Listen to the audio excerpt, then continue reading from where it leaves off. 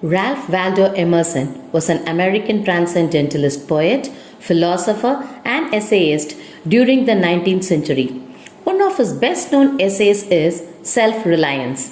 In 1821, Ralph Waldo Emerson took over as director of his brother's school for girls. In 1823, he wrote the poem Goodbye. In 1832, he became a transcendentalist, leading to the later essays Self Reliance and The American Scholar. Emerson continued to write and lecture into the late 1870s.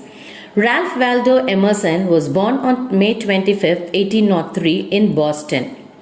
He was the son of William and Ruth. His father was a clergyman, as many of his male ancestors had been. He attended the Boston Latin School, followed by the Harvard University and the Harvard School of Divinity.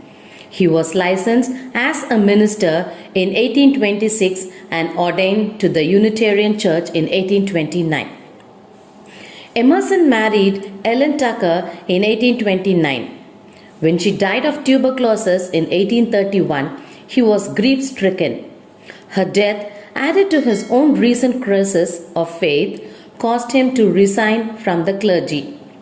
In 1832, Emerson traveled to Europe, where he met with literary figures Thomas Carlyle, Samuel Taylor Coleridge, and William Wordsworth.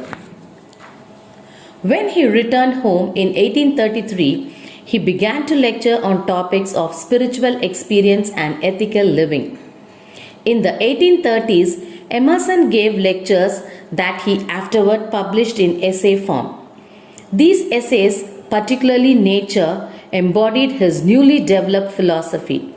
The American Scholar, based on a lecture that he gave in 1837, encouraged American authors to find their own style instead of imitating their foreign precedents. Emerson's later work, such as The Conduct of Life, favored a more moderate balance between individual nonconformity and broader societal concerns. He advocated for the abolition of slavery and continued to lecture across the country throughout the 1860s. By the 1870s, the aging Emerson was known as the Sage of Concord. Despite his failing health, he continued to write, publishing Society and Solitude in 1870 and a poetry collection titled Parnassus in 1874. Emerson died on April 27, 1882 in Concord. His belief and his idealism were strong influence on the work of his protege Henry David and his contemporary Walt Whitman, as well as numerous others. His writings are considered major documents of 19th century American literature, religion, and thought.